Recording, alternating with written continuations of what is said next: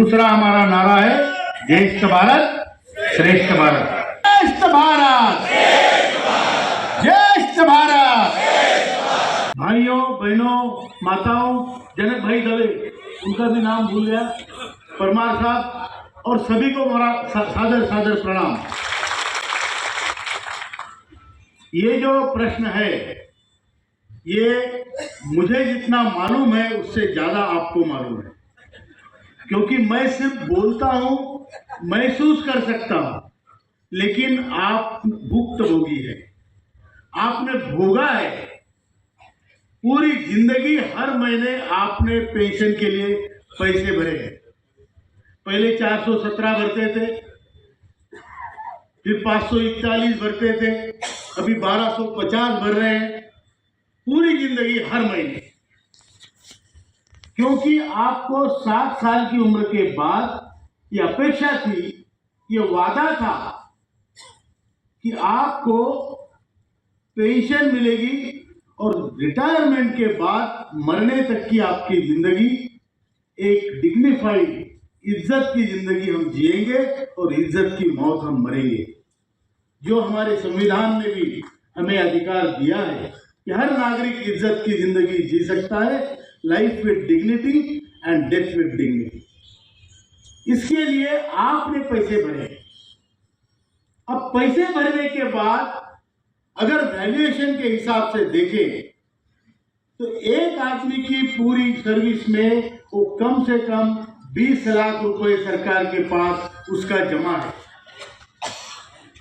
Valuation में, और ये 20 लाख के एवज में वो 20 लाख कभी वापस नहीं मिलेगा।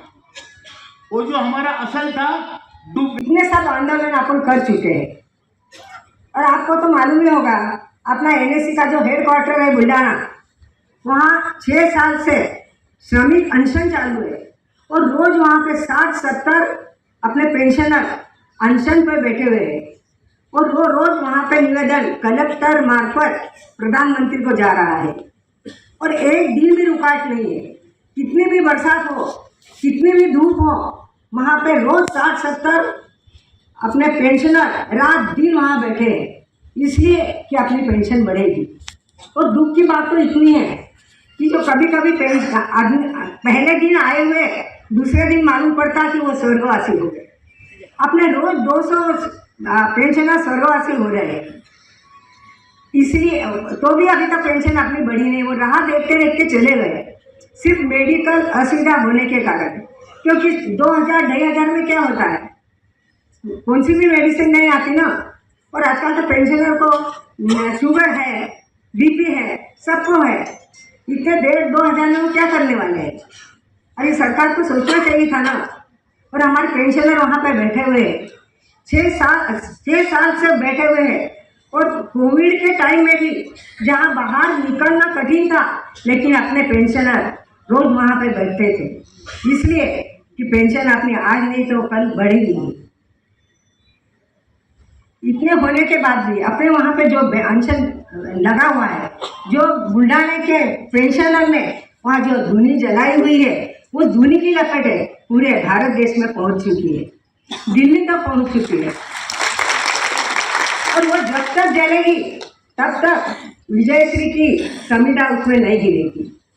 और आज नहीं कल अपने को विजय मिलने वाली है। भगवान बोलते हैं ना, भगवान के घर में ढेर है लेकिन अंधेर नहीं। मती के संत ने कर दिया कमाल, रघुपति राघव राजा राम। जब ये भजन हमारे दिलो दिमाग में गूंजता है, महात्मा गांधी की याद आती है। साबरमती, जहां कल मुझे ठहरने का सौभाग्य प्राप्त हुआ, वहां से यहाँ पे आने के लिए गाड़ी थी, इसलिए साबरमती की याद आई। मैंने उस संत का भी नाम लिया, जो संत हिंदुस्तान को आजाद कराने के लिए अपने तन पे कपा नहीं रखा। उसी तरीके से पेंशनरों का काम कराने के लिए आर्मी का रिटायर्ड अशोक राउत, एजाजुर रहमान और आपके लिए अपने घर से निकल चुके हैं। और जब तक हमारी पेंशन नहीं मिलेगी जब तक वो घर में बैठने वाले नहीं हैं।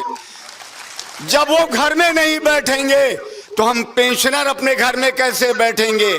इसीलिए हिम्मतनगर से लेके यहाँ पर भावनगर तक, और मैं जहां तक समझता हूं मंच पे बहुत लोग बैठे हुए हैं, ये पूरा हाल आपके लिए है, अशोक राउत के पीछे है।